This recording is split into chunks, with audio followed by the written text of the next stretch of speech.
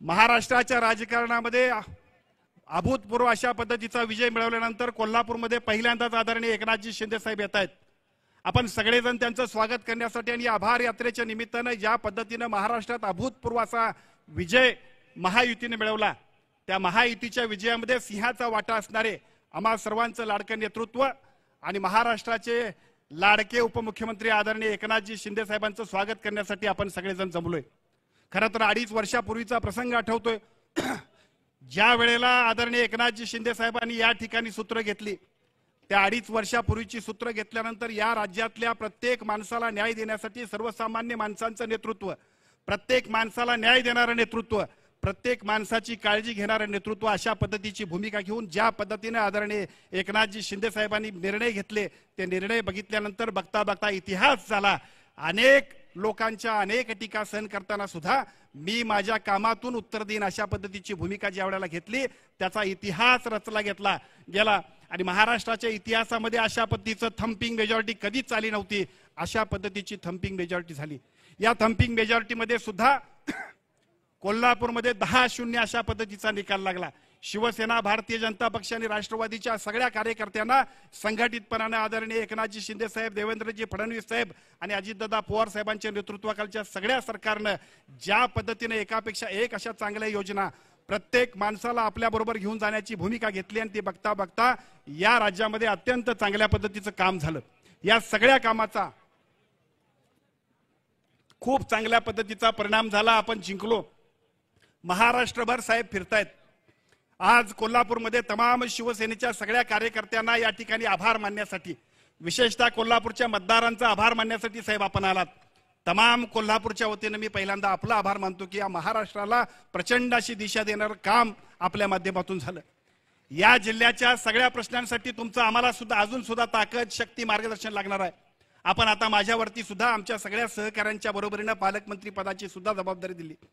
कोल्हापूरचं circuit bench असेल, कोल्हापूरचं विमानतळ असेल, कोल्हापूरच्या आमच्या ज्योतिबाचं आणि पलीकडच्या बाजूला असणाऱ्या महालक्ष्मी मंदिराच्या विकास आराखड्याचं काम असेल, कोल्हापूरच्या वेगवेगळ्या पद्धतीच्या सगळ्या प्रश्नांसाठी अतिशय चांगल्या पद्धतीने आपला आशीर्वाद, आपलं मार्गदर्शन आणि आपलं नेतृत्व आम्हाला पाहिजे आहे। कारण कोल्हापूरच्या सगळ्या प्रश्नांना गती देण्यासाठी एका बाजूला आपण असाल, दुसऱ्या बाजूला सन्माननीय मुख्यमंत्री असतील आणि तिसऱ्या बाजूला आदरणीय अजितदादा पवार साहेबांच्या नेतृत्वाखाली याच महायुतीच्या सरकारच्या वतीनं आम्हा सगळ्यांना अतिशय चांगल्या पद्धतीनं आम्हा सगळ्यांची मदत लागणार आहे। या कोल्हापूरच्या राजकारणामध्ये एका बाजूला हे सगळे विकास कामांचा गाडा ओढत असताना माझ्या राधानगरी मतदारसंघात साहेब आपण आलात। 2.5 वर्षांपूर्वी एक बैठक आपण घेतली होती आणि त्या बैठकीमध्ये इरिगेशनचे सगळे प्रोजेक्ट पूर्ण करण्यासाठी त्या बैठकीमध्ये ज्या पद्धतीचे शब्द तुम्ही सांगितले होते, मी मुद्दाम आमच्या सगळ्या नागरिकांना सांगू इच्छितो। त्या बैठकीमध्ये आपण सांगितलं, पलीकडच्या बाजूला बसलेल्या सेक्रेटरीने सांगितले की राज्याचं बजेट एकूण 2200 कोटी रुपये आणि आमदार आबिटकरांनी मांडलेल्या प्रश्नांसाठी 650 कोटी रुपये लागतात। साहेब आपण सांगितलं, या लोकांना राधानगरीच्या मी प्रकाशासाठी शब्द दिलाय की पहिल्यांदा ह्या प्रकाश आंबेडकरचे सगळे प्रश्न सोडवायचे आणि मग राज्याचे प्रश्न सोडवायचे।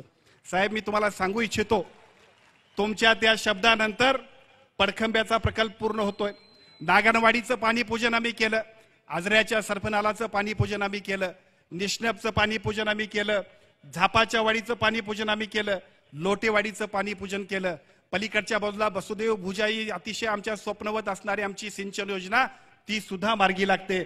वसुदेव भुजाई योजनेबरोबर पलीकडच्या आजऱ्यातला गौसे असेल, येडवट्टी असेल, 3 PDNचे प्रोजेक्ट आहेत ते सगळे पूर्ण होत आहेत। कॅनॉलच्या अस्तरीकरणाचं काम पूर्ण होत आहे। एकापेक्षा एक स्वप्नवत असणारी सगळी कामं पूर्ण होत आहेत। आणि साहेब तुमच्याच आशीर्वादानं निवडणुकीच्या पूर्वी घळभरणीला आपण आला होतात।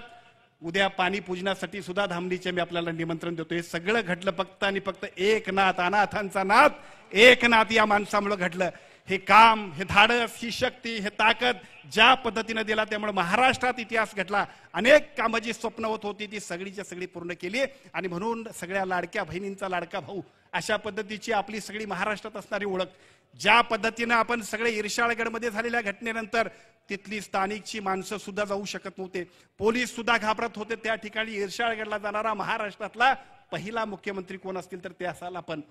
या मुंबईमध्ये अनेक लोकांनी मुंबई स्वच्छ झाली पाहिजे अशा पद्धतीची सातत्याने भाषणे केली, पण प्रत्यक्षात महाराष्ट्राचा मुख्यमंत्री मुंबईच्या रस्त्यावरती उतरून रस्ते स्वच्छ करतोय तो कोण असेल तर फक्त आपण। या महाराष्ट्रामध्ये ज्या पद्धतीने आपण सगळ्या एकापेक्षा एक अशा योजना रचत गेला, त्या सगळ्या रचनाच्या मध्ये एका मुलीनं आत्महत्या केली. शाळेतल्या मुलांना शिष्यवृत्तीच्या शाळेच्या फी भरायसाठी पैसे नाहीत म्हटल्यानंतर एका मुलीनं आत्महत्या केल्यानंतर अस्वस्थ असणाऱ्या राजकारण्यानं एका क्षणात निर्णय घेतला आणि महाराष्ट्रातल्या सगळ्या मुलींना मोफत शिक्षणाचा क्रांतिकारी निर्णय घेतला. तो म्हणजे फक्त आपण खरं तर या सगळ्यांच्या पलीकडे सुद्धा ज्या पद्धतीनं आपण मराठा आरक्षणासाठी निर्णय घेतला, साहेब शब्द नाहीत.